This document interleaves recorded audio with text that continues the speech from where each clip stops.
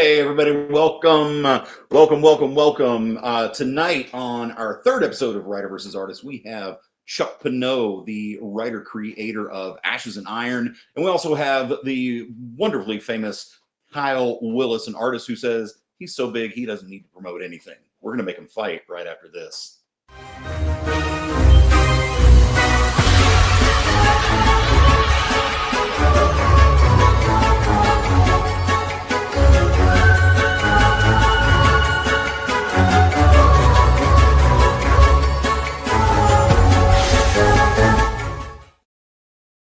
All right, welcome back. That was fast, everybody.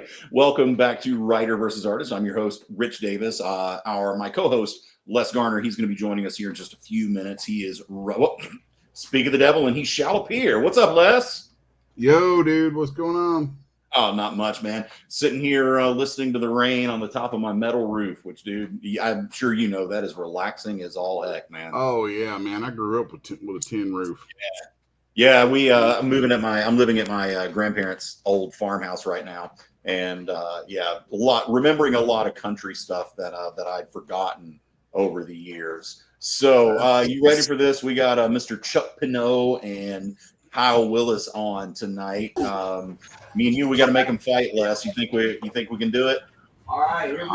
That's usually not hard.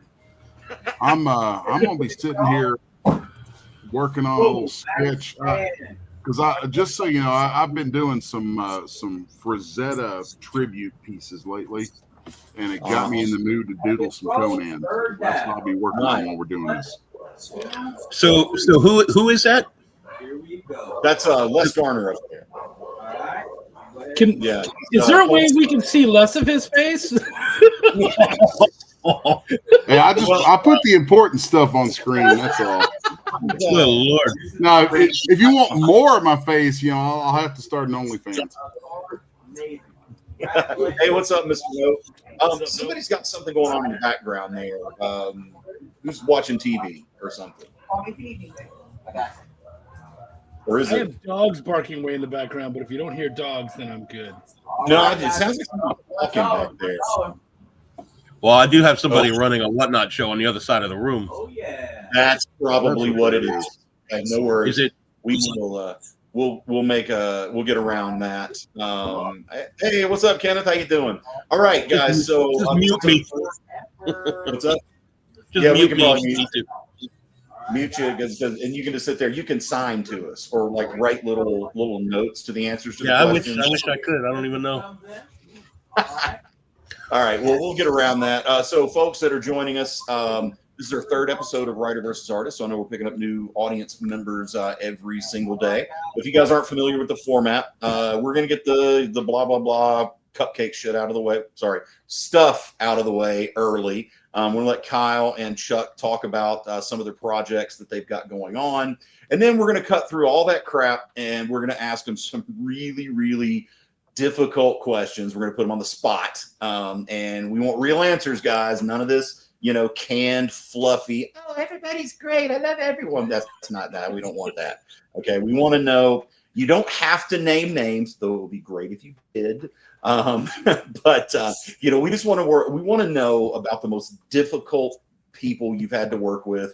Chuck, from a writer's point of view, talking about the artists. Kyle, from an artist point of view, talking about the writers. So we're going to be even and balanced here, and we're just going to tick everybody off. So if you guys are good with that, we'll go ahead and start with Chuck. Why don't you tell us about, looks like you got two projects up on Kickstarter right now. Is that right? I think actually we've got like four. So I am the chief content officer for Ethereal Publishing. And so I think right now we've got like 3 different books on, but the one that I wrote is From Ashes to Iron, which is a badass fantasy book done in the Fallen Leaves universe, which is a series that a previous IP that we have. They wanted to do a spinoff. And they were like, yeah, we want someone to write dwarves. And I was like, buddy, I'm a fantasy guy. I'm a dwarf guy. Like, yeah, I'm all of that stuff. Anytime I play an RPG, dwarf is the first thing. So I was right in there having so much fun. Like, just if you guys get to check it out and look at the art on that bad boy, it's amazing. Danny, I can't remember. His last name is so difficult. Hadewa Jaja or something like that. Really talented guy. Jaha. Hey, Yeah. Yeah, I know exactly who you're talking about. Dude, he's Lisa awesome. Letts, I love yeah, working Yeah, he's with a him. monster. Yeah. Yeah.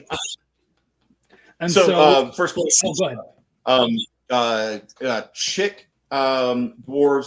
We talking? Do they have beards or no? Oh, that's a really good question. Both. Both. It's like, I mean, yes, certainly both. They were Women, talking like a beard up high, one down low, or They got what's that? a beard. Jay. I don't know if I just crossed the line there, but I tried to do that. As I mean, you know what? The thing about RPGs and stuff is that you have to traverse all sorts of different terrain, and sometimes it's jungle. And if you don't like jungle, then maybe you're not ready to hang with the dwarven ladies. That's all I'm gonna say. Just bring a machete. They're gonna fire me before the end of this show. I'm gonna either that or I'm gonna become the Howard Stern of EXP. If I can help, I'm here.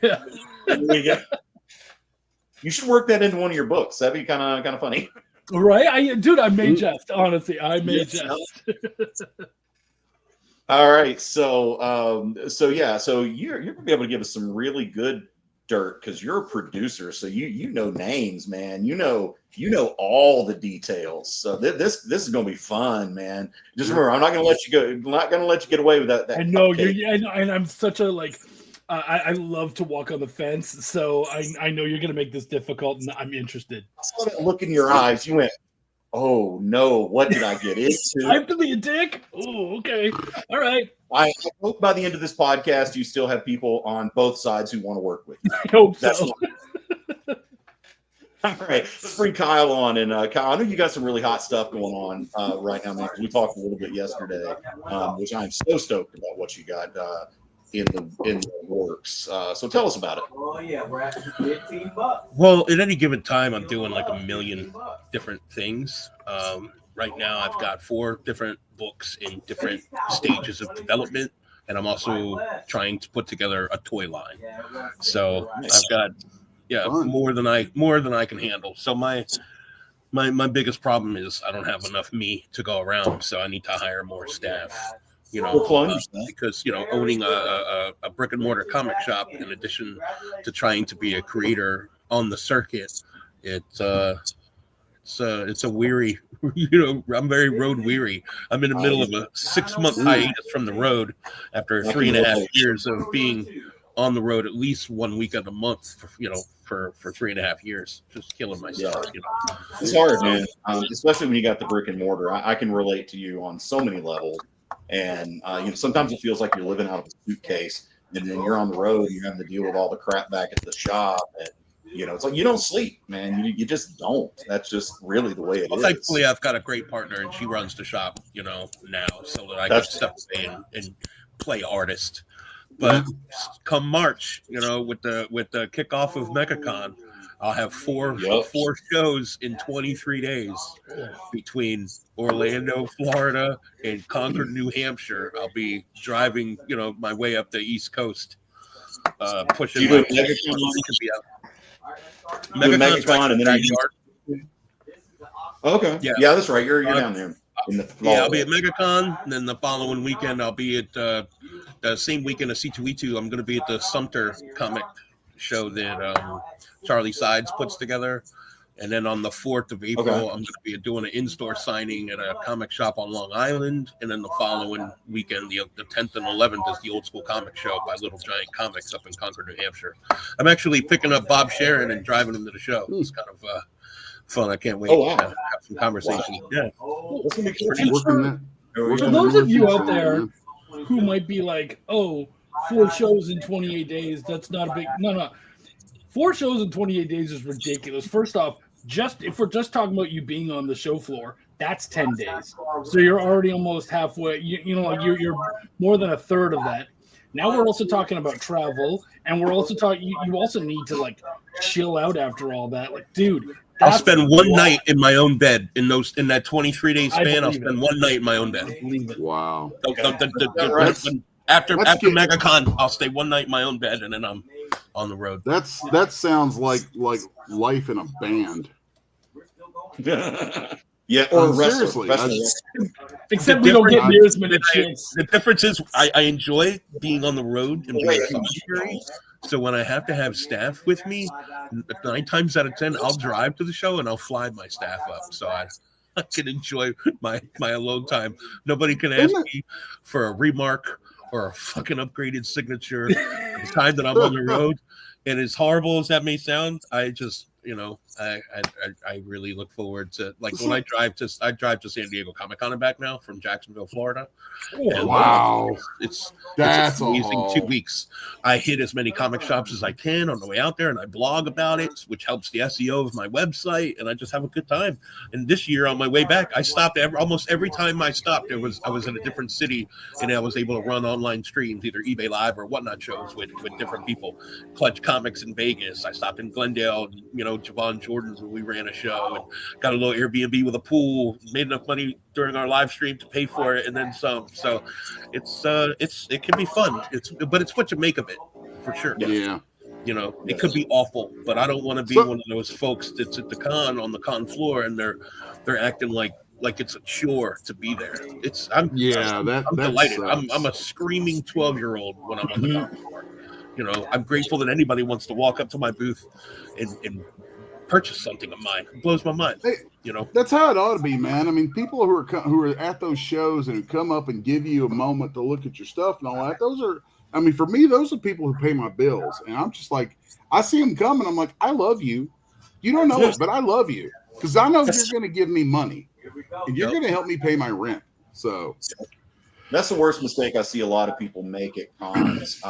Is they sit behind the table and they're hunched over and they're drawing, but nobody can see what they're drawing, and they look like, don't come talk to me. I'm busy. Don't come talk to me. And then into the show, they're like, why didn't I sell anything? It's like, because you didn't sell anything. You got to be that carnival barker. You got to be P.T. Barnum. You got to tell jokes. You got to say. Not everybody has that salesmanship, and not everybody has that self-awareness. There's a reason that some of the most famous artists, like Vincent van Gogh, wasn't famous until after death, right? Because he just had to create, or survive.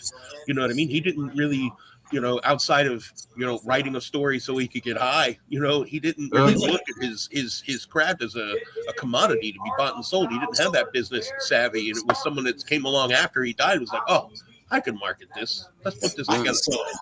And a lot of these guys today, they're just creators. They just got to create. That's why their nose is in their phone on their Procreate, because they just got to create. And that's the kind of person they need, representation. Because not everybody has the carnival barker mentality. They don't even realize they're confused at the end of the weekend when they don't make any money. They're confused. They're like, why did I make any money? Nobody bought that would be nice. It would be nice to be able to have the representation or whatever, to be able to just, I just create. I mean, it's like, that whole thing. But, it's like, I've been doing this stuff for 32 years. And frequently, people younger than me will say, what do I need to do? And I'm like, well, like a frequent piece of advice I've given them, I'm like, have you ever slung airbrush t-shirts? Have you ever slung an airbrush? If not, go learn to use an airbrush because it's awesome. And then go find somebody who will let you work with them doing carnivals for 6 months. Believe me, at the end of that 6 months, you're going to learn how to count your money, learn how to manage your time, learn how to actually get stuff done super damn quick. Because if you don't, your ass going to go hungry. Yeah. And you're going to learn how to do. You're going to kick me off of here if you don't keep it down. They're Give him a slap. Give him a slap. Over there. You're going to learn how to talk to people, because if you don't, you're not going to get anything out of it. You just saw some of Kyle's management style, man. They pulled a hit card and they started yelling at me, and I'm like, ah! So give him a slab. Give a slab to the chest. All right. So let's go ahead. I think. All right. Have you guys gotten your fluffy stuff out of the way? You feel like, oh, I'm a fairy princess. I got to talk about all my stuff. I have one quick fluff I want to throw out. Okay. There's a book that I've edited and helped out with called Muck Spout Presents, and I gave you that one too. And it's probably not going to fund, but honestly, it's a really cool punk zine style book. It's a lot of fun. MUCKSPOUT.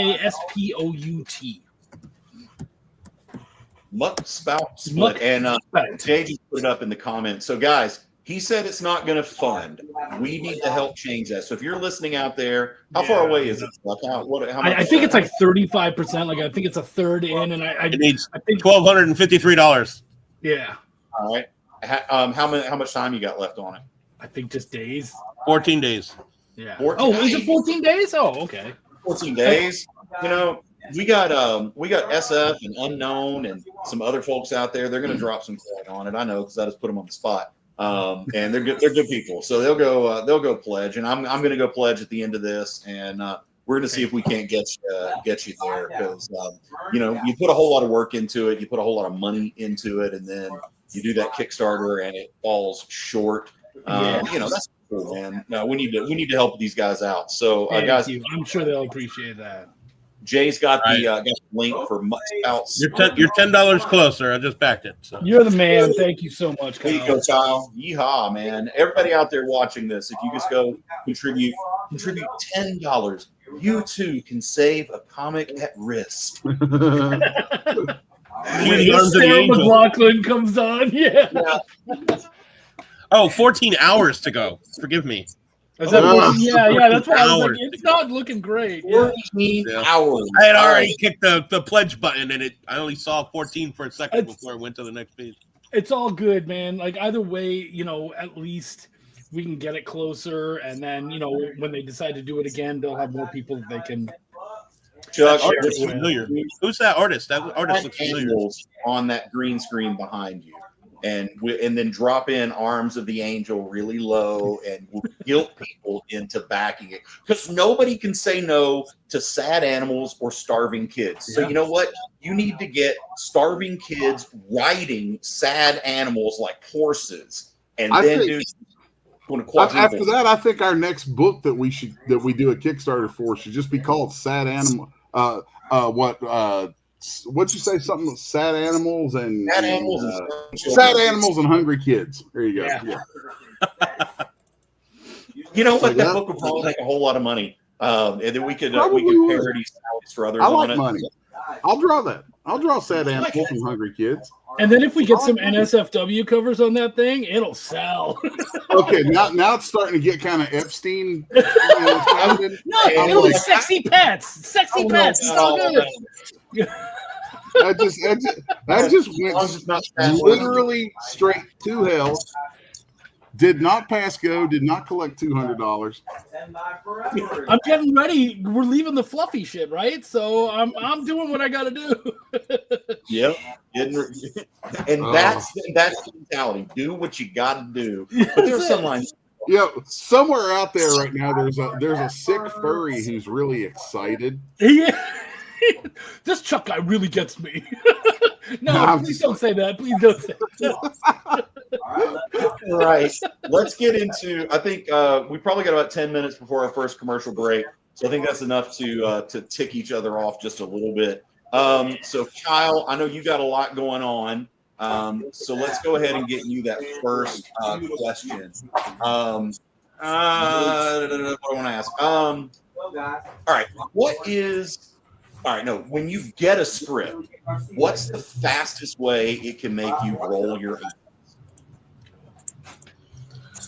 Well, I don't do sequentials, so I don't often get scripts, but I do get people that they use action words like make sure it pops and make sure it's awesome, or they'll say make sure it's like over the top, or make sure it's ridiculous. They don't know how to articulate what they want, so they just say these buzzwords. You know, make sure it's got a vibe. Like, what does that mean?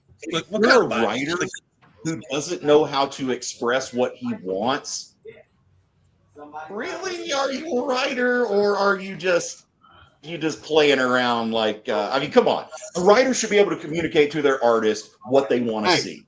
And if it's a writer who's got a budget to pay an artist, he's a writer. Okay, that's a writer. No, that makes him a John. Every artist is on a different budget, you know what I mean, or different pay scale, and every writer is on a different budget. I'm in a weird position where I have never let anyone pay me cash money to do a cover. That has never happened. And really, not counting like an art book or whatever. Well, you just became Rich's favorite cover artist. I have 50 published. I have 50 published covers, and I always work for a percentage of the print run. I've never been not a single dollar has hit my bank account for a cover. So that's kind of smart. It's kind of George Lucas investing in, taking the toy money instead of less money up front. And kind of sound like you're trying to live your life as a writer, because that's the only thing we get paid is it makes me a lot more approachable, because a lot of these other guys, they're like, I'm $1,000 and like 100 comps, so that means they got to come up with $1,000 in addition to whatever the minimum order quantity is for the publisher.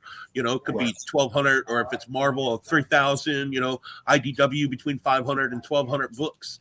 So in addition to paying whatever your percentage is of all those books, then you got to pay $1,000 to whoever on top of that. But if you only have to pay me give me some of those books that you already have to pay as part of your MOQ, then it makes me the more affordable target. And they kind of, let's work with Kyle. This is a lot more approachable. So, and I've also said yes every turn of the way for the first couple of years. Maybe when I shouldn't have. I worked with people that I maybe shouldn't have worked with, and I met, a couple of bad apples along the way, but I wouldn't trade the path that I took, for anything. Because I was too old to do it the traditional route. I was kind of bullying my way in, skipping down the on-ramp to the industry. So Chuck, Kyle just brought something up that I think is going to, I think you're going to love answering this question. So what do you think about artists who don't know how to value their cover art work? Not the ones that undervalue it. We're talking about the guy who's done one panel on a college or done a cover for something in grad school, who says, I'm worth $1,000 a cover. All right, this thing is filled with millions of people who want your job. Okay? I don't even know what to tell you, buddy. Good luck. That's the best I can give you. And you're lucky if I give you that much. I might just be like, ghost. I mean, knowing your worth is so difficult. And I think, like, as writers, we've got this, like, I'm not the main talent kind of mentality, because hell, I mean, whenever you're sitting down at a convention, they walk up, they pick up your book. One of the first questions is, "Are you the artist?" All right. Yeah. Like, yeah. There we go with that one. All right. So the artist. Right. I am. Yeah. That's exactly what I always say. I'm the inspiration. And so. So. And just like that, I have Peter Cetera in my head. All right. And so, you need to know your value, and if you don't, you're not gonna get work. Like, it's that easy. Yep, I think that's where art school does a disservice to artists. Art school is evil. They don't recommend their heads. What was that? Last I didn't mean to talk over there, bud. I said I straight up ward people away from art schools all the time. Here we are. I think it's one of the, if you're an artist or artistically inclined and you want to be a professional artist, art school is like one of the worst things. Art school is the fastest track to having an excellent career at Starbucks you'll ever find. or bartending. Nothing wrong with Starbucks, Or nothing hooking. wrong with bartending, but If it's not what you want. really does do a disservice, I think, because they pump these kids' heads full of sunshine, lollipops, and rainbows, and bags of gold falling from the sky, thinking that you don't undervalue yourself, but they don't teach them how to actually value themselves. And I've had artists come to me, and they'll say, "Oh, I'd love to do a cover for your book." Okay, well, let's talk about that. My rate's $1,000. My rate's $750, and I'm like, dude, I can hire some really good working artists for half or a quarter of that. But they won't sell their stuff for what they're worth because they filled their head that they're worth Todd McFarlane instead of Joe Schmo, who they actually are. Mhm. So let's see, Chuck, be honest. Who do you think really drives the comic, the writer or the artist? Oh, I mean, on a good day, it is. And if the you writer. say both, I'm going to smack you virtually. No. On a good day, it really is the writer. As far as now, we're talking about just driving, getting us from here to there. Because often, and let's be fair, a lot of time an artist is kind of work for hire. They're in there, but especially in the indie sphere, the writer is also the publisher. They're also, they're going to be everything else that the artist isn't, or they're going to have to find an answer to everything the artist doesn't. So I would say the writer drives the car, but the kind of car that we're driving is often deliberated by the artist, because that artist could really make that jalopy look like the best, most amazing speedster around, or they could make it look like the chassis it is. Yeah, I like how you said they can make it look like it. Like they can make the Fiero look like a Ferrari. Mhm. That doesn't make it a Ferrari. Isn't it then really up to the writer to build who's really the most important here? Because they're either creating a Ferrari or a Fiero. A well-written book that looks like crap is still crap. Yeah, well, a good-looking, a great one. That I'm not gonna get on that because I lost my. Yeah, that's a big, that's a chicken or the egg thing. That argument that we're always having. Yeah, I lost my train of thought because I looked up. I look at it this way: it can have an excellent story, but if the artwork doesn't look good, at least good enough to draw people in, nobody's going to read it. See, I've always had this. No, it go was ahead. said to me time that it is the art draws you in, the writing keeps you there. What do you think about that? What do you think, Kyle? I think it's more like a dance, and sometimes one person leads and sometimes another person leads. And I think that that's the answer you're going to give me. I think that instead of trying to blame one half of the creative team or the other for being, the one that's keeping it all together, you have to keep in mind that different people learn in different ways. You remember growing up, sometimes people are visual learners. Some people have to see it done. Some people can read something and see it in their mind. Let's same with comics. People take them in differently. And some people, the reading is more important to them as an individual, and they don't care for the art, and the vice versa is also true. So why don't we just try to strive to have a strong creative team where everybody does a good job instead of relying on one or the other? I am a Lord. I was about to say, where's the kumbaya at? Thank you for the fluffy rainbow My Little Pony. I know you guys would love to massage each other as the writers that you are, but you can't step out and get into a room in the middle of a podcast. So right. So actually, Kyle, you hit on something less than I hit on all the time. Because guys, if you're listening, this is all tongue in cheek. We're having fun. We're not really, fighting each other here. But Les and I talk about it. It's always about the relationship that the writer has with the artist, and being able to vibe with one another is what makes the book really a success. It's really not the writer or the art. Kyle, you hit it. I just had to play it up like you made me sick. But you're not. It takes a village, Hillary. It takes a village. Oh God. I don't know how many of our viewers are old enough to get that reference, but I know Les is. So,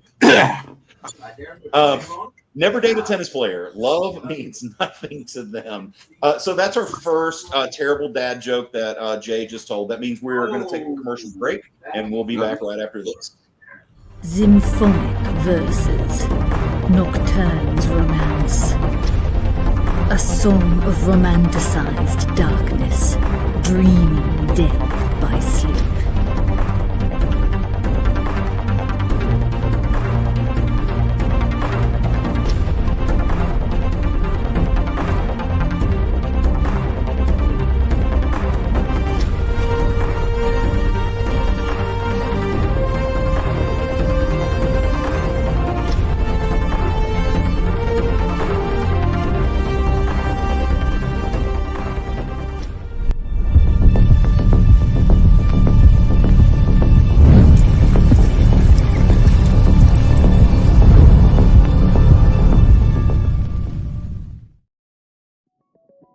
FOC, a comic industry term for the final day a new comic can be ordered by a local comic shop. So, what does that mean to you? Well, it's your last chance to order a new comic book from your local comic shop. Order up! The FOC show will go over every book that's about to be cut off every Friday afternoon. I'm going to highlight some of the stuff that I think is really worth paying attention to, so that you can put in an order at your LCS for as many copies or as many variant covers as you want. Sometimes the store needs to know to up their orders. Never miss out on a popular comic again. Order up, part of the experience. Download our app on Google Play and the App Store. It's so simple, even my mommy can use it.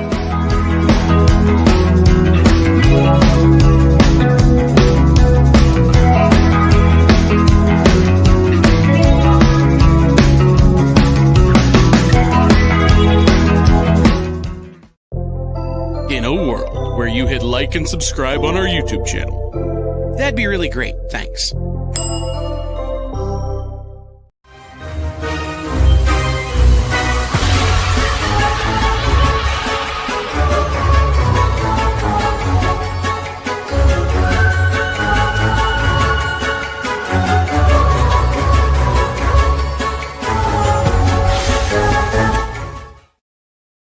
All right, guys, welcome back to Writer versus Artist here on the EXP.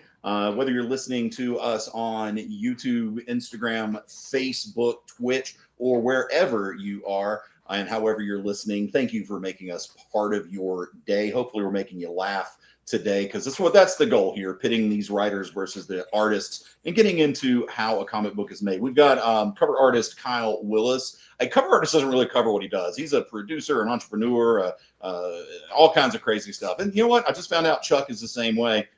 He's a writer, but he's also a producer and all that great stuff. So we're talking and we're asking them really uncomfortable questions. And Chuck's facial expressions when we ask these questions, they are comedy gold. I love having, because you do have no poker face whatsoever. Well, I just thought he had to take a shit. I only have a poker face at the poker table. Anywhere else, I'm like kid in the candy store, excited for the convo. We do have a first question from our listeners here, from Steve Vendetta. Which do you prefer, a sports car drawn by Don Figueroa or one drawn by Jeff Lemire? And I'm kind of not sure if he's trying to throw shade on Jeff or what here, because Jeff's a pretty decent artist, and he's a damn good storyteller. So depends if I want horns on the car. So you want like the big God, what was the wrestler's name who used to he would drive the limo in with the big Texas Longhorns on the hood? Oh, I don't remember. Yeah, JBL. There we go, JBL. I miss that guy. I miss wrestling, man. I haven't watched it in a while. So, yeah. So I mean, Don Figueroa, obviously, fantastic artist. Transformer stuff is really good. And then Lemire, Royal City, which I actually really like. Royal City. It's a great slice of life book that I think I might be one of 5 people who actually read it. But it's really good. And then of course everybody knows Sweet Tooth and all that good stuff. So yeah, I don't know how to answer that question, so we're gonna make Don do it. And Chuck do it. I actually do have an answer to this. He answered his own question. The answer is actually pretty easy. Where are you taking that car?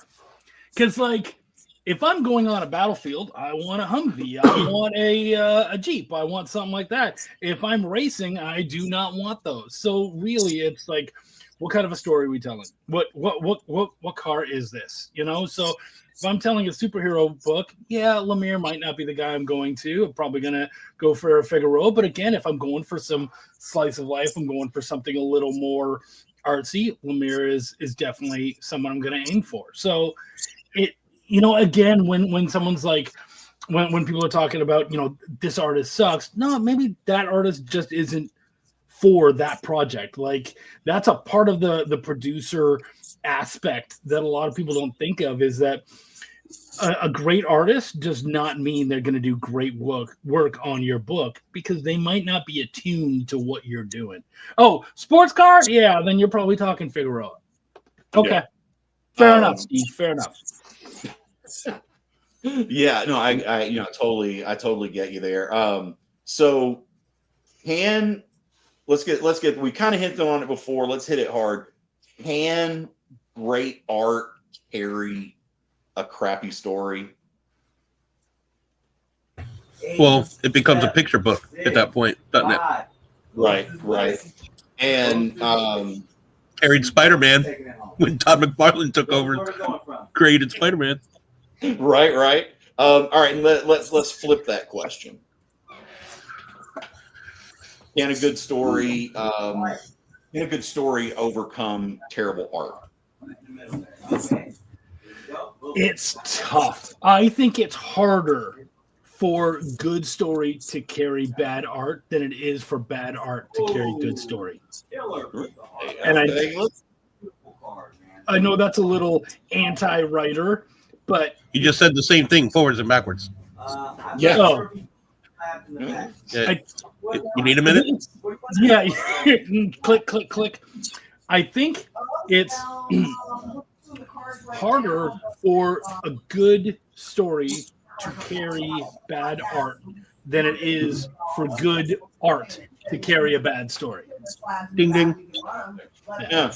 I maybe that would be true for a first review, but you get it. I don't know, and I see this. To be able to, you see it from a brick and mortar comic store owner as well. People come in for great art, and then by issue 3 they bailed on it because they keep them there. So yeah, I don't know. I think maybe initially that could be true, but in the long run, if you're looking for a long run, I think the story. Ideally, you've got both. To be honest, I think that's really what it's about. Yeah, that makes great. It really is. But when you got to choose one or the other, I guess it is, what do you want to do? Do you want to sell pretty covers that nobody reads, or do you want to sell comic books that people revere for the next 50 years, like Watchmen or something like that? Let's see. So my favorite book that I'm reading is Department of Truth, and issues 5 and 6, he didn't use Martin Simmons. He had a different artist fill in while he went on this side story about the time of Charlemagne and shit like that. And I found myself just reading it just to get through it, but not enjoying it because the art wasn't what I was there for. Martin Simmons' art. His art is fucking awesome, And then I was like, what is this? I quit reading Amazing Spider-Man because I watched, Todd McFarlane era breathe life or lead the way to Eric Larson, and then when Bagley and Emberlin came on, no thanks. I was notably frustrated. And now, as a 47-year-old man, I hear more often than not people saying that Bagley is their favorite artist, and I want to jump out of a window, So good art is important, at least to me. It is. No, you're absolutely right. I mean, again, what we're always hitting on here is it really is the relationship. It's when you're working together and creating something great. But you got to have that honestly, what you got to be able to do is what we're doing. You got to be able to check each other's egos. You got to be able to tell them when they're being ridiculous. Doesn't matter, writer, artist, whatever. It's the same thing. So this can be, I guess this is for Kyle. But Chuck, you could probably comment on it too, because you're like the producer in the middle of it. Deadlines. Writers turn in late scripts all the time. How often is a writer's delay blown up your schedule or your personal life? Every artist is going to have a story about this. Well, I don't have a problem with people turning in initial, meeting those deadlines, but I have a problem with people not chiming in when they get a progress report from me, and then they leave me on red for a week. It drives me crazy. So that's why, I started taking a deposit from people just so they would have skin in the game, because when they don't, they just casually don't tell you. Maybe they didn't like it and they don't know how to tell you that, and they leave it for a week and they have to, hello, did you get my message? Did you get my text? Get my email? What's going on? Amazing? Oh, well, I didn't really like that, the way the mustache looked. And I could repaint that. Why'd you waste a week of both of our time? Isn't it amazing how often people stop communicating? I don't work with a certain publisher because they take 8 to 11 days to reply to an email, and I didn't got that kind of time. This isn't a Mars Volta concert.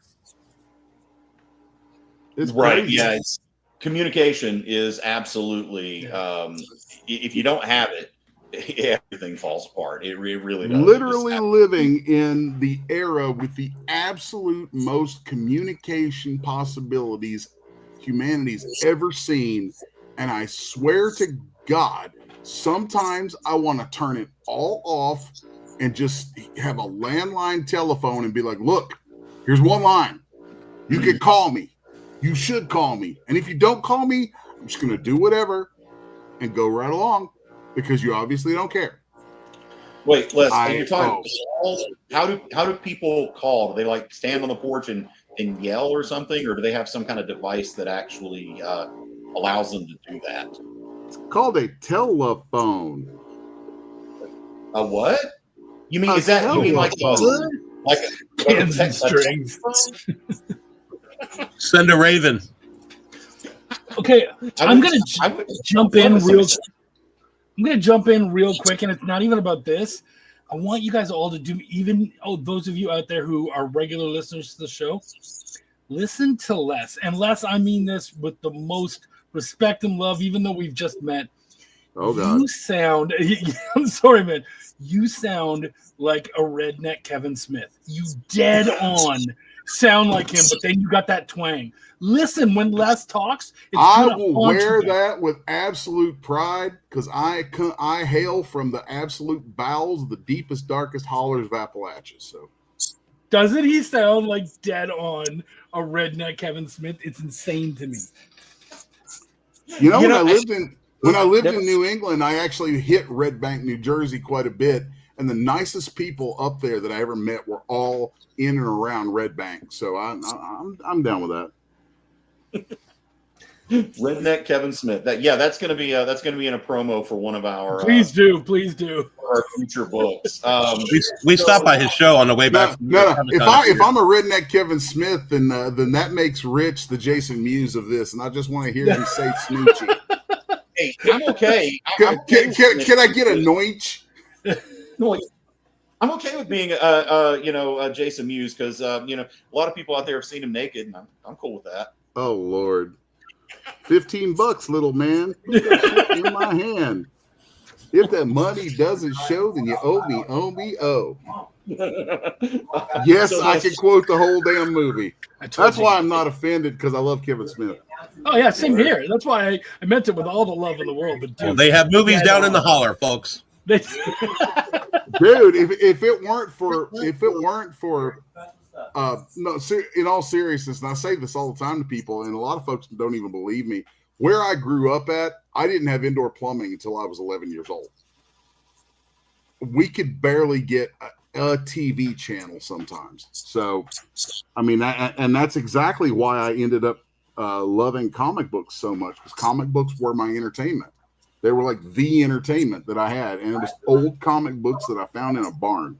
I thought that's what you wiped with in the outhouse. Oh, dude. He read them once. You ain't lived till you had to wipe your ass with a Sears catalog. Or a corn cob. Nah, we skipped the corn cobs. We were more civilized than that. Yeah. So Les and I, there's another thing Les and I have in common. Of course, he's a little bit deeper in the sticks than I grew up, but he grew up in eastern Kentucky, Appalachia. I grew up in Middle Tennessee, East Tennessee, Appalachia. So we've both been way back in the sticks. Like I said, Les is probably a little further than me because, well, the whole state of Kentucky is kind of way back there, deliverance style. Hey, now. So, don't be kissing the state of Kentucky. Where I'm at now, I actually live on a farm. I have a little farm with 11 acres, and I'm out in the middle of nowhere. And you will never in my life will I live in a city again. I can relate. Nope. So Jay's question, Les, how often do you have to check my ego? Well, I don't really check Rich's ego. I just kind of go ahead and start stepping on it as soon as I come in the room, just so we get that out of the way. We just try to size that up quick. But I don't think I have a real problem with Rich on ego very often. It's humility is one of my many wonderful qualities. I mean, he sucks and he knows it, so we're good. As long as we keep it in perspective. No, shit. No, it's all good. I mean, Rich is great, and the ego thing doesn't really come up. If anything, sometimes I feel like he's probably thinking that I'm getting an ego trip when all I'm really doing is just making sure I can pay my rent. All right. People are like, man, these artists really overvalue themselves. I'm like, no, dude, I like food. Food? Oh, come on. All right, this is gonna be eat. This is a fun question. Chuck, you and Kyle can both answer this. We'll go Chuck first, and then we'll go Kyle. If you could redesign anything in the writer-artist dynamic in the comics industry, what would it look like? Oh, wow. That's an insane question, and that's huge. You know what? I wish that we could take money off the table somehow. If you could somehow take money, because the problem is that I feel both writers and artists take on jobs that they are not good for, that they are not ready to do. As far as, I don't write romance, I don't draw sci-fi, like all that, and you just do it because, fuck, I need money, I need to eat, the rent. And if we could pull that off and just be like, this is what I like to do, this is where I'm best, and if you're just able to be honest with that, I think we can just have some absolutely amazing tales, because everyone's trying to get the best of everybody else, and you're not just hiring because of finances, you're not hiring, or you're not taking jobs because you have to, like all that kind of stuff. So I think, man, if there was a way to take money off the table, the art would just be ridiculous. And I mean art as far as like the full finished comic. I will actually push back on that a little bit. I actually think that the profit incentive pulls you forward and pulls you as an artist into things that maybe you don't want to do, but those are things that are going to make you grow.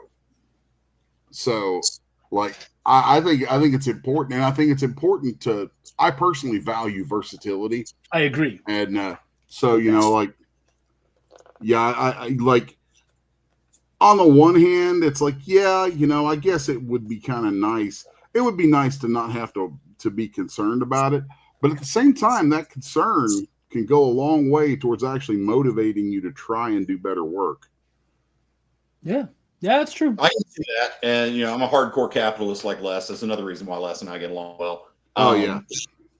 But I think, and Chuck, correct me if I'm wrong, but maybe something you were trying to say there is sometimes budget costs writers jobs, because you can't, as a writer, you can't afford to pay them. So if you could take that money out of the picture, then you guys could just focus on creating a great work of art with writing and art. Am I right on kind of? I mean, it's definitely right. I think also just because sometimes we get into a place where we have to take jobs that we're really not meant for, or we're not excited about. Like, how many times, let's be completely honest, how many times have you had to take a job where you're just like, I hate the script, I hate what we're working, like, I'm not excited about any of this, I hate the outline, I hate the idea, I'm not digging the art, whatever your reason is, you're not excited about the project, but you take it because financially you just have to. And I hate that idea, because okay, you're right, it does make you more versatile, and it is a way of reforging the sword, so to speak, but you're also like, it's going to be difficult to get your best work out of something like that, where you start in that spot. See, and again, it's funny because this is an Appalachia thing. I grew up working in tobacco on a farm, like 12 hours a day with my hands in the dirt working in tobacco. You could ask me to draw Betty freaking Boop, and I'm going to be like, you're going to pay me to draw that? That's better than working in tobacco. So hell yeah, let's have some Boop. So what you're saying, Les, is I can pay you less as long as I don't threaten to put you in the tobacco field. No. It works like that. What I'm saying is I think that a lot of us, and I'm not pointing this at present company, but I do run into like younger artists a lot of times who will be like, they'll be all like long faced about a job or about something. I'm like, oh wait, you are upset because you have work? Yeah. like, oh, how first world can your problems be, Sally? Why don't you go put your big girl panties on and get the damn job done? I need to say that to you sometimes, Les. It's, I got so much work. Hey, I get my shit done for you. You do. I just drew over 100 pages for you recently. I know, and you owe me like 8 more. I just haven't told you. No, I don't. Yet. I don't owe you shit. All right, Kyle. 8 pages? You need a good kick in the ass. Kyle, all right. Save the comic industry by fixing the writer-artist dynamic. How do you do it? Absolute candor. I think between the two, don't, leave the niceties at the door. If you don't like something, articulate that you don't like it and why, and then work together to make it better. And I also think trusting the process of the artist. Nothing is worse as an artist than somebody seeing a progress shot and thinking they know where it's going and saying, oh no, we have to change it up, instead of trusting that the artist knows where they're going with this. They're only keeping you in the loop. They're not asking for feedback at this stage, unless it's something like a likeness or whatever, something more important. But people trying to micromanage the process of the art. I don't tell you how to use your adjectives. Don't tell me how to paint this guy smoking a hookah. So how do you react then when writers ask for edits and changes when you've done something? Well, I've gotten to a point where I'm working with people who trust in the process. But in the past, I would show them both ways. I would show them the edit that they asked for, and then I would also show them where I was going with it. And 9 times out of 10, if not more, they would choose where I was going with it initially. They just, can't tell you how many times I would be painting in my studio, and my wife, who's standing behind me right now, would come in and she would look at the canvas, and she's got no poker face, bro. So she'd make this face like, ugh, you know, and then she would leave, and a couple hours later, she'd come in to like bring me an iced tea, and she'd be like, is that the same? That's the same painting? And I'm like, yeah, you know. She's like, oh wow, and now you can tell she's visibly delighted, you know. It's because she didn't see where it was going, you know. But it's not her job to see where it's going; it's mine, you know. I have that exact same thing happen all the time. Yeah. Wife pops in the studio and looks at it like you just put, you know, dog shit on a page, and it's like, well, thank you, honey. Come back in an hour, okay? Leave me alone. So, hey, Chuck, does it piss you off when artists don't take notes and don't want to make changes? Yeah, absolutely. It does. You know, there's a fence there, obviously, right? I gotta trust them, but they also gotta trust me. And at the end of the day, who's paying who?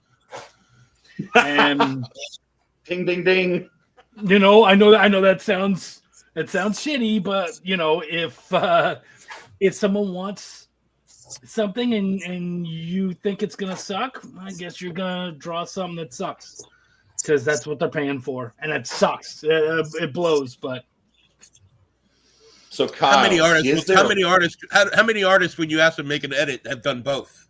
Showed you what they were going to draw. And you know what? And I love as an editor and whatnot, I love that. I love when they're like, let me show you what your shitty idea will look like. And then I might be like, oh yeah, dude, good call. And you know what? It certainly happens.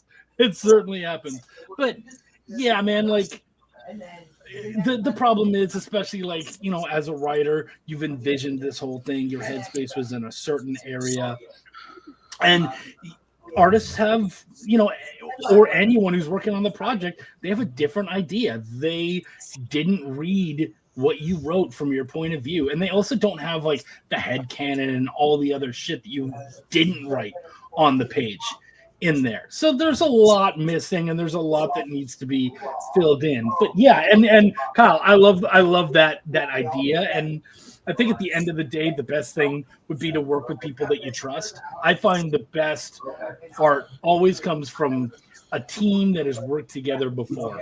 Their first project is never. But everybody's got to start somewhere. You know what I mean? True. It's true, but a good team. Oh, I love. Who's your boss at Ethereal? Dustin.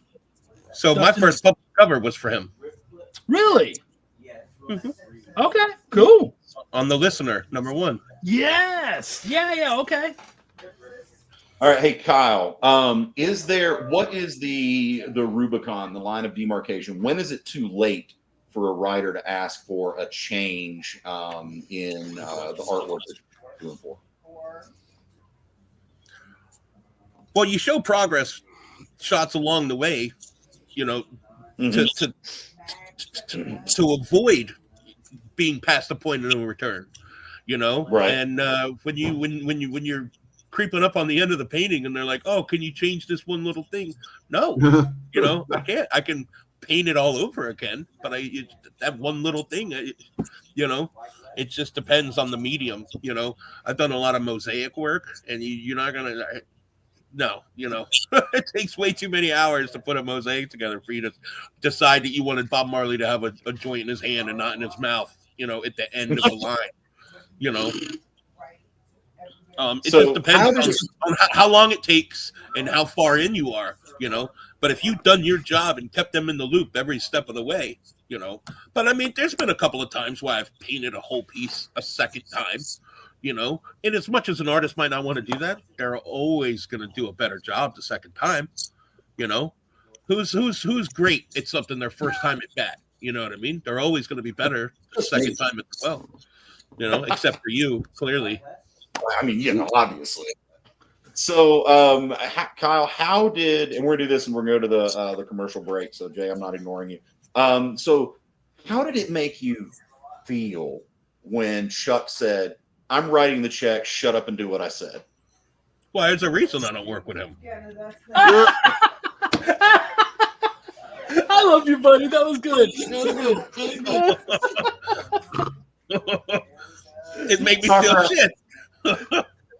All All right, on that one, we're going to take our second commercial break, guys. We'll be back with Kyle Williams, Chuck Pineau, of course, myself. I do have to wrap up here. We're at the end of the day here at the shop. He ended his, whatnot stream. He's looking at me. I got a new employee, doesn't know what to do. So I do have to let you guys go. I appreciate you having me on. And I'll tune in and see what I missed out after the show is over and it goes live. So thanks for having me, guys. Tell us one more time about what you got going on and where people can find you before you bounce. I've got 2 new books that'll be hopefully done by the first of the year. I will kickstart them, but no matter what, I'll have them with me at MegaCon. So I've got Pouches Meet Slobby Robbie. Slobby Robbie is the guy from the Netflix show Slobby's World. I don't know if anybody saw that show, but I got together with him and wrote him into a book. It's my second time at bat as a writer. I got Ryan English from the Vidgies working on the sequentials for that.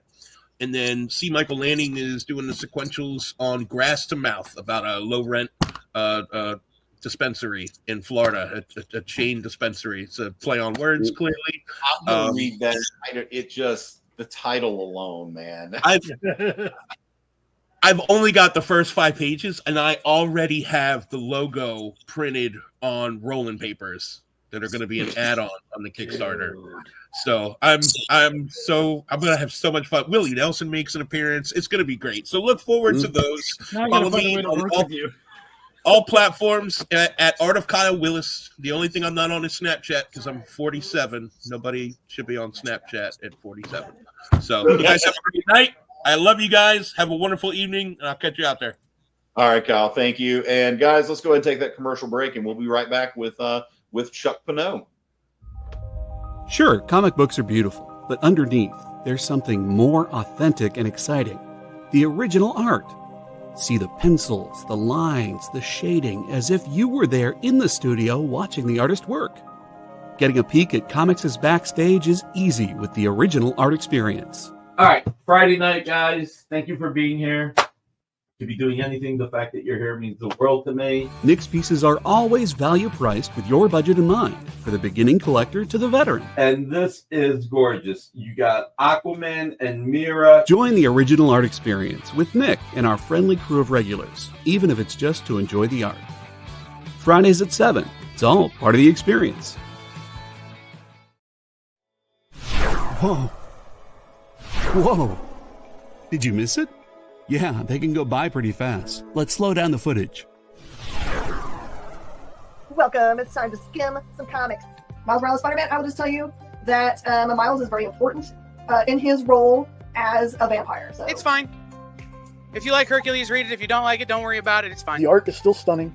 There's a panel, little spoiler, there's a panel in this where Chitauri first hits Lion-O, and he is the best "did she really just hit me" face I've ever seen put in a comic book. Wow, live reviews of new comic books so you can be ready for New Comic Book Day. What is this? Oh, I see. It's Minute to Skim It. Part of the experience.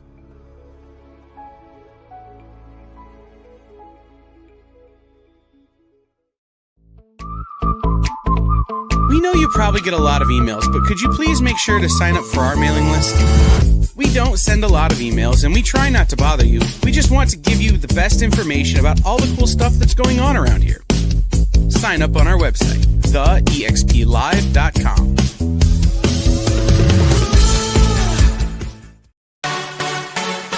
Twitch, it's not just what happens when you have too many energy drinks anymore. Check out our content over there, too.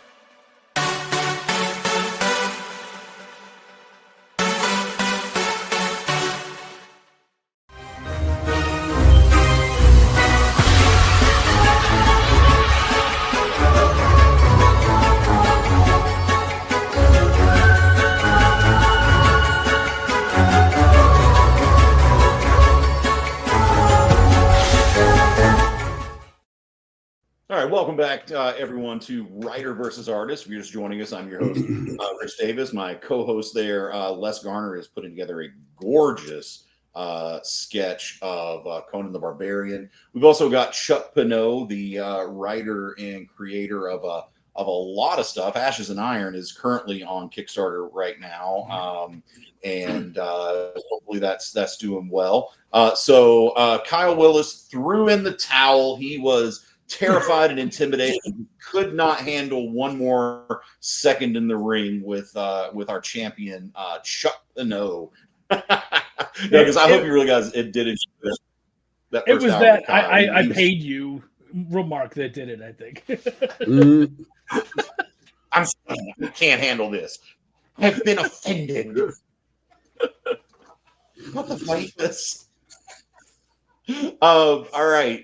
So Chuck, let's get into another hard hitting question. Are writers afraid of artists? I think they can be. They should be. I think they well, and so I would say they shouldn't be. My favorite. I love finding an artist who's really good at something.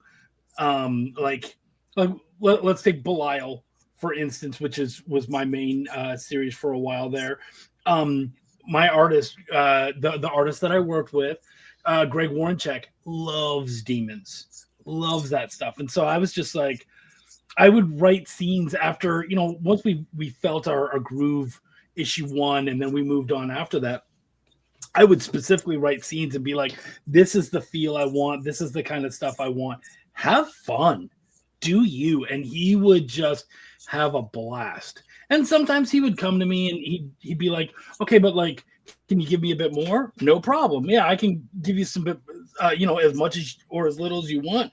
But sometimes I'm sure for an artist, it's really freeing to just hear, go mental, have fun. Like, and when he did, it's nice is what it is. Yeah, and I almost never have edits nice. on that. Yeah, well, but again, that's me preaching to the find a good team choir. You know what I mean? Find people that you work well with so that you can go, dude, you're awesome at this.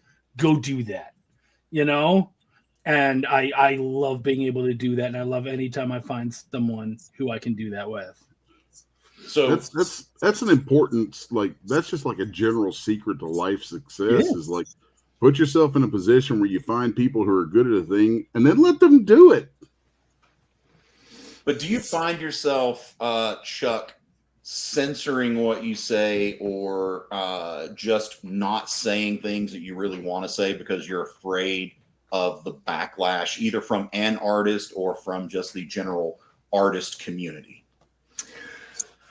I find myself to be a pretty political creature normally anyways. So I always try to kind of watch my words and also feel out who I'm dealing with. You know what I mean? How much can you handle? What do you, how do you want this delivered and whatnot? Some people, they like that more hard response where, they want to hear you talk a little bit of shit and be a little rougher. And other people really need to kind of be massaged and whatnot. So yeah, it's really it's true, man. Like on both sides of that fence. So you got to find you got to find your dialogue, and that's what us writers do when we do it right.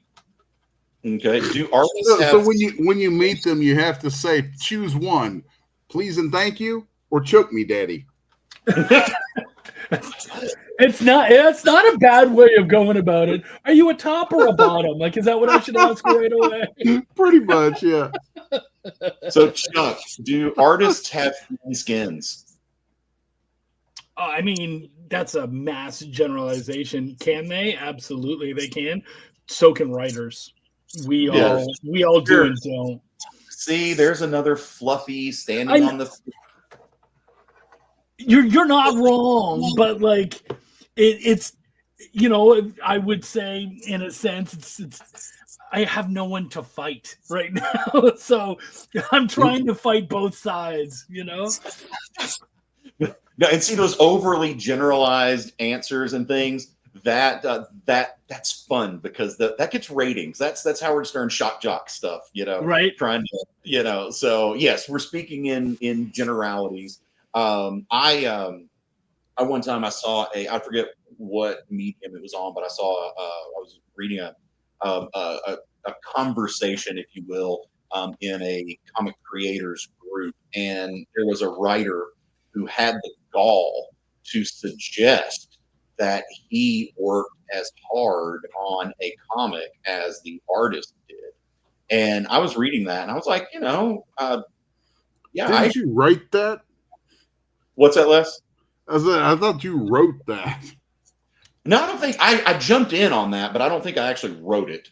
But because I did, I came in and I defended the writer because it was, it was like, as a writer, I know how much work I put into it. I know the research that I do, and it shocked me how many writers wouldn't say that they refuse to say that they put anywhere near as much work into a book as the artist does. And that it kind of was pretty awesome, actually.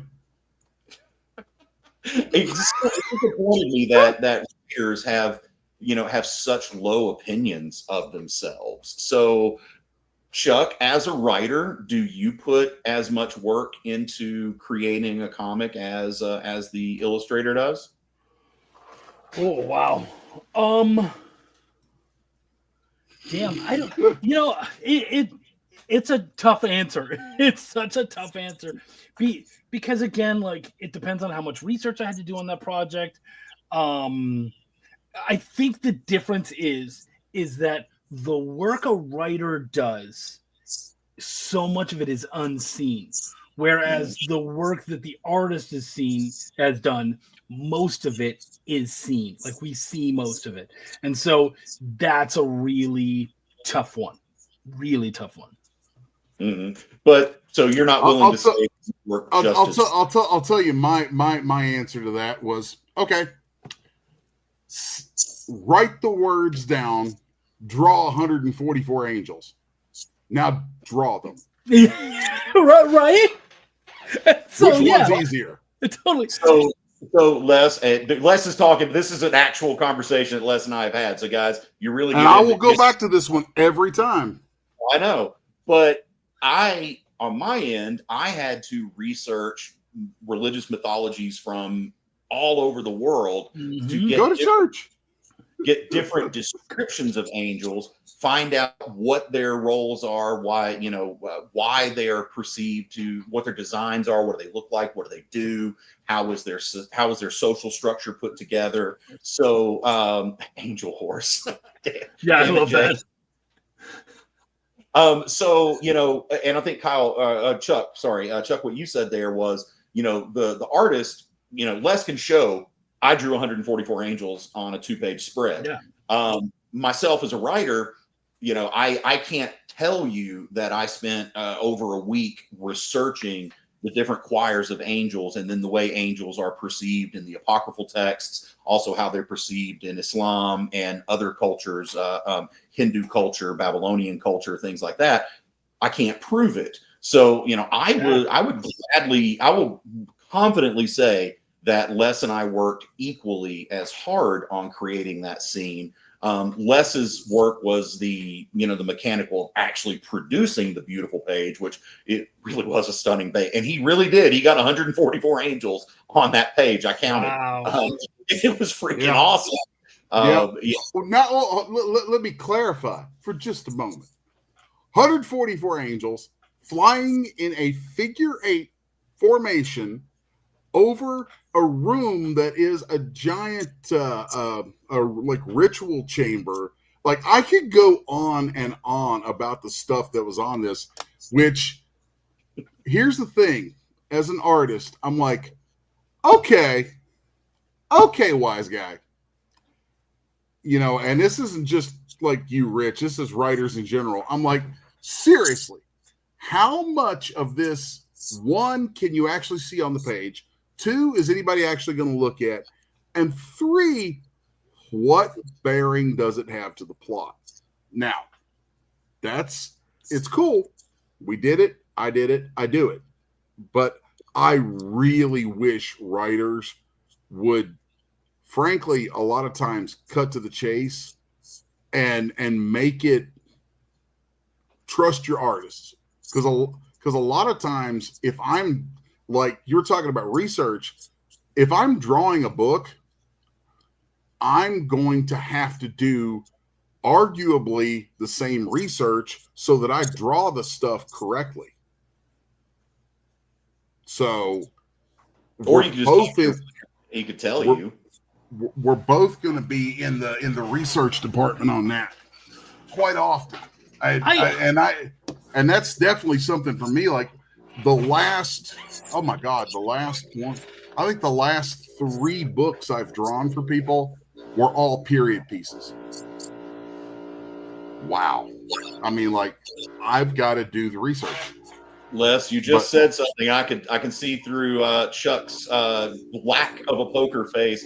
You struck a nerve with him on something that you just said, Chuck. What was it? Come on. Okay. This thing right here. So when we're doing our research, and look, I'm not going to say that you didn't do tons of work, dude. 144. That's ridiculous. Yeah. I'm going to start with that. But doing a Google image search and doing a deep dive into having to read all these fucking research articles and going into these texts, it's not the same thing.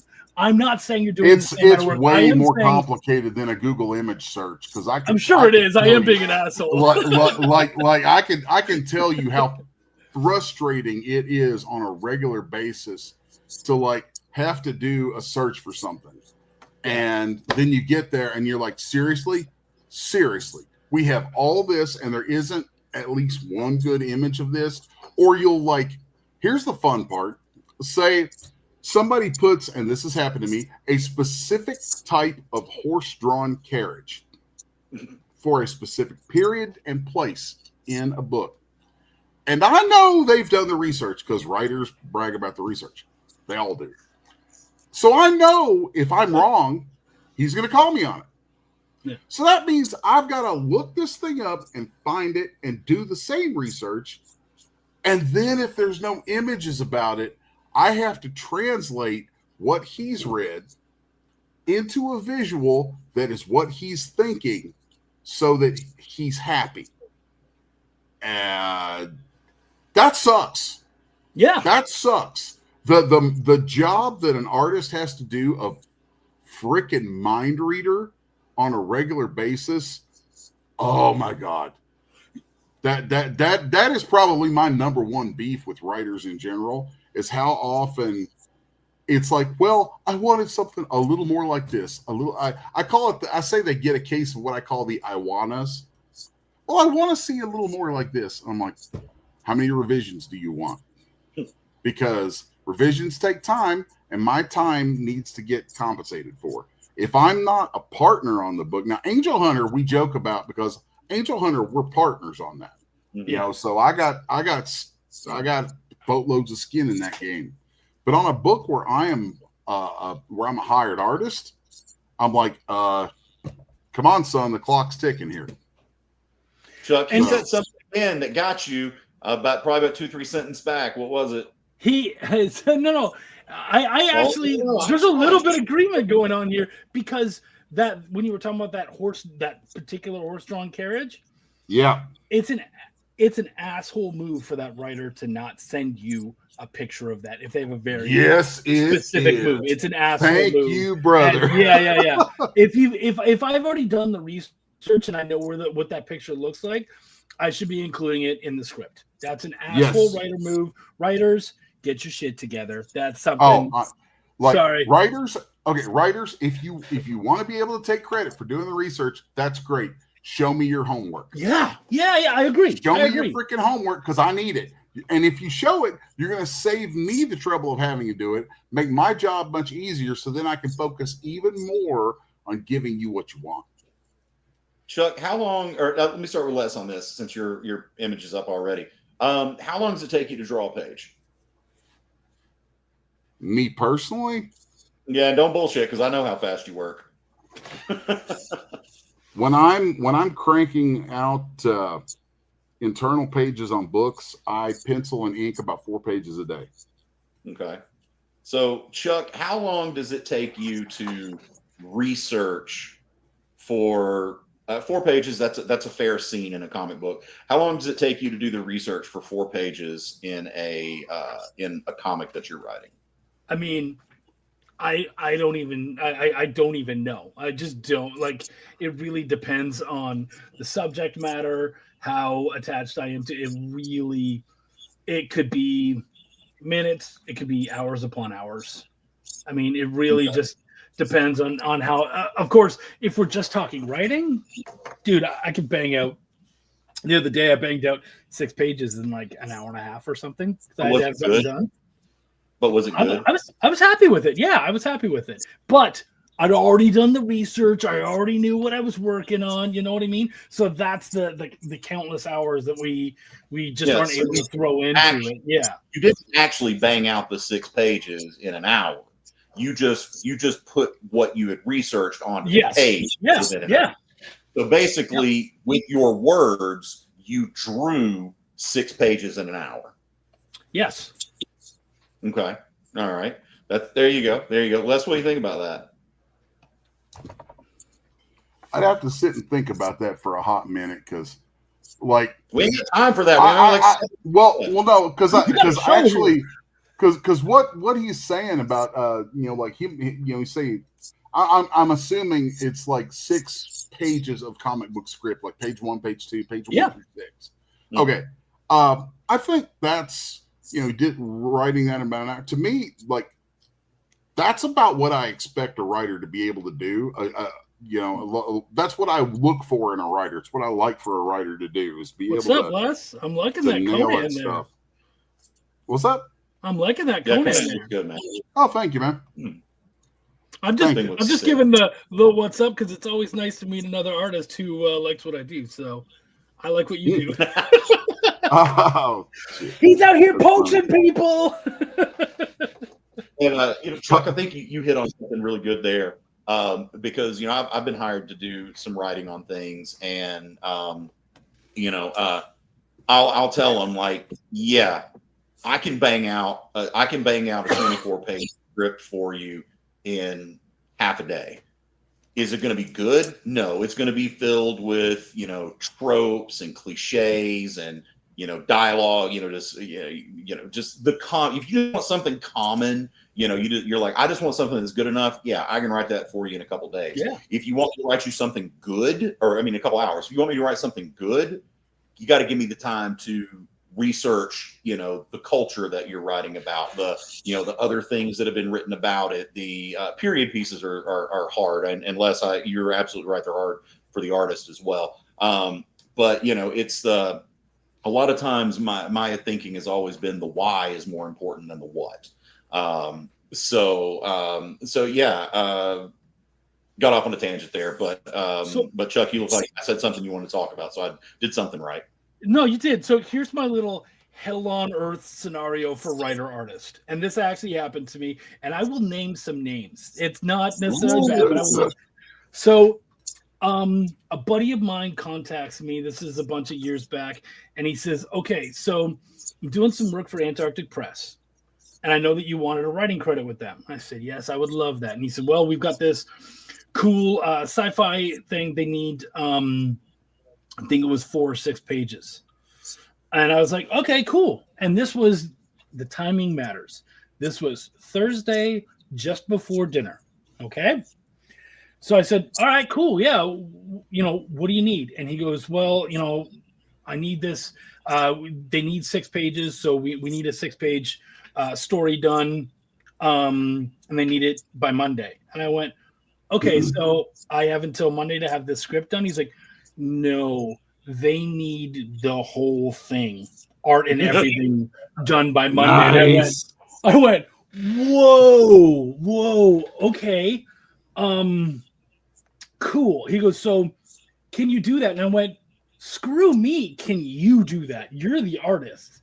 And he was like, yeah, but like I need something like yesterday. And I went, all right, so I got to make dinner for the family and stuff. And then as soon as that's done, first off, you want to do sci-fi. What stuff do you like drawing? Let's start from there, because I don't even have an idea. Like, you haven't even, there's nothing. So he gives me a list of the stuff he likes to draw. Great, cool. I'll make something along that line. Do we have? I assume we don't have a colorist. He's like, no, I can't color. I'm like, great. We'll do black and white. That's fine. Are they good with black and white? Yeah, terrific, cool. So, do we have a letterer? He goes, no, and I don't know if we have time for lettering. I was like, okay, so what you're actually asking is, can I write a 6-page black and white? Because the story, when you're writing something like this, especially like sci-fi, if you know that it's black and white, I have to write differently and think differently because I can't be thinking in colors. So I have as to the think guy who normally does black and white interior art, Rich, stop writing colors and things. I'm like, yeah, there's a purple glow here. I'm like, okay. Right? It's and when you're doing black and white, it's tough. So Angel Hunter is color is important, even though it's done in black and white. I don't get. Well, it's because when it gets adapted to anime. Anyway, sorry to interrupt, Chuck. No, you're good. Go ahead. So I have to write all this, and now I have to do it silent. So I really need every panel now has to be really descriptive because we're selling a story that is going to have 0 lettering, and so it was tough. Yeah, and I love that issue. So it was exciting. Like I love when someone's like, you have this little narrow space to work in. Can you do that? And I'm like, let's do it. Like I'll get in there. And so this is a man after my own heart. Oh no, dude, I dig it. Thank you, Kev. I appreciate it. I tell people all the time, you need to people are like, oh, I want my artistic freedom. I'm like, no, wrong answer. No, put me in a corner. In the sandbox, you got to build the box first. Yeah.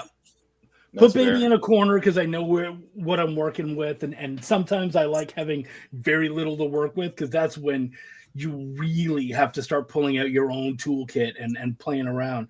So I made dinner, took care of everybody, and then basically told him, cool, I have all your stuff. I think I have an idea. I'm going to send this to you late tonight because I want to, I need to make sure this is perfect. And he's like, that's perfect. I don't sleep at night. I sleep during the day. So I'll just expect it sometime in the night. Cool. So I sit down around 10 o'clock, start writing, and I'm start working this out. And Acres of Movies, it said, Chuck, please describe the notes and the story that you give to the artist. So for that, it was very note heavy. Like I wrote so much because again, everyone's facial expressions matter, what they're thinking matters, all this sort of, it matters so much because I can't say anything. These characters can't say anything at all. There's no narration, there's nothing. So the real work is on the artist to tell this story that I'm pulling out of my head. And so I'll be honest, I had a smoke and went to work, and 3:18 that morning, I'm exhausted. I'm done. It's all there. And 6 pages of work is probably like 12 or more pages of text. You know what I mean? And I send it off to him, let him know what's going on. And he read it over and he went, dude, this is awesome. Let's do it. And we had it to them. And honestly, it is my best reviewed piece I've ever gotten. I have the review.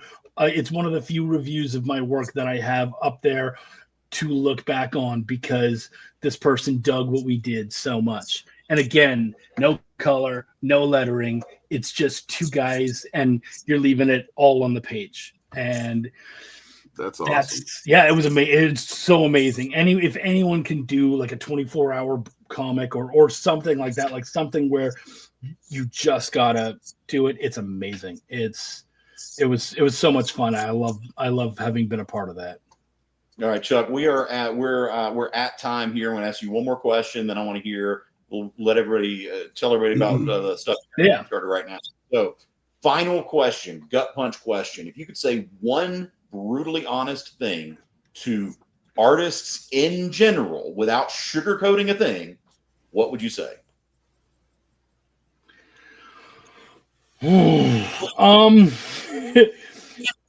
See, just so you're aware out there, people, I'm not giving these questions in advance. On the spot, 100%. Fun. Damn. I would say, here's what I would say. I would say, if you want me to trust you, you sure as hell better trust me. So it goes Good both answer. ways. That's what I would say. Good answer. You know what? That's a great question and answer to end on. Chuck, tell us about what you got going on, where people can find you, and beg for them to support that Kickstarter. That's only got 14. That'll be like 12 hours. Muckspout could use your love, guys. Like I said, it might not even, it probably won't even fund, but just sharing it, showing it off, talking about it, it would be a huge deal, especially when they decide to come back to it. We would really appreciate that. Of course, From Ashes to Iron really matters a lot to me. I'm so happy with that, and it's such a project that I'm just in love with. So happy to do it. Acres, I'm glad to do it. And Acres asked an awesome question real quick. They said, do people often give you art and say, can you make a story around it? They do, and I love that stuff because, again, putting baby in a corner. You can find me on Facebook, Chuck Pineau. You can find me on Twitter at Chucky Pin. You can find me on Instagram, Chuck Pineau. I'm all over the place, and I'm happy to work. So thank you guys for having me on. This is awesome. Thanks for being here, brother. And guys, thank you for tuning in. Please tell your friends, tune in more next week. And I want to say thanks to Chuck for being here, and Kyle Willis, who was here for the first hour. Les, as always, thank you for putting up with me and working together. Yep. It's always amazing.